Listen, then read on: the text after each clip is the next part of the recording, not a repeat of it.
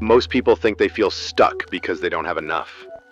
Not enough motivation, not enough discipline, not enough clarity, not enough direction. So they look for more.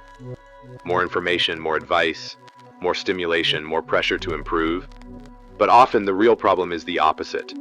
You don't feel overwhelmed because you lack something. You feel overwhelmed because you're carrying too much, too many ideas at once, too many expectations, too many voices telling you who you should become.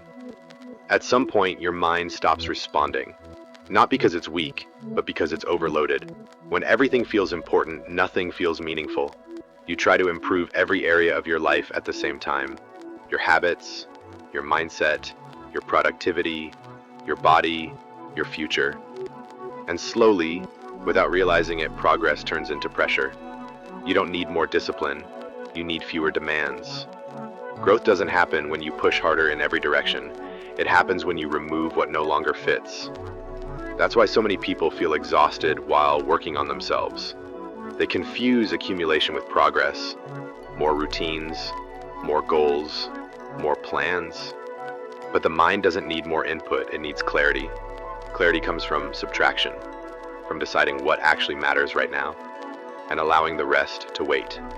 You don't need to fix your entire life. You need to focus on the next honest step. Most change fails because it's built on intensity instead of sustainability.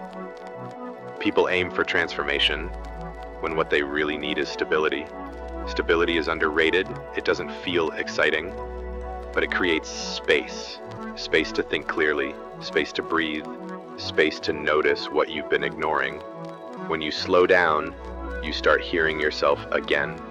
Not the noise, not the comparisons, not the expectations, just you. That's where direction lives. Not in doing more, but in doing less, with intention. You don't need another system, you don't need another promise, you don't need another restart.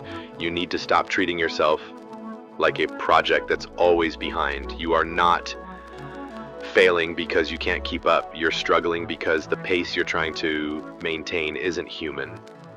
Progress that lasts feels almost boring in the beginning. It feels calm, unimpressive, grounded, and that's a good thing. Because calm progress doesn't burn you out. It builds you quietly.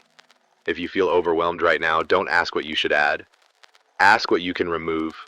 Remove unnecessary pressure. Remove unrealistic timelines. Remove the belief that growth has to hurt to count. You don't need more to move forward. You need less done consistently.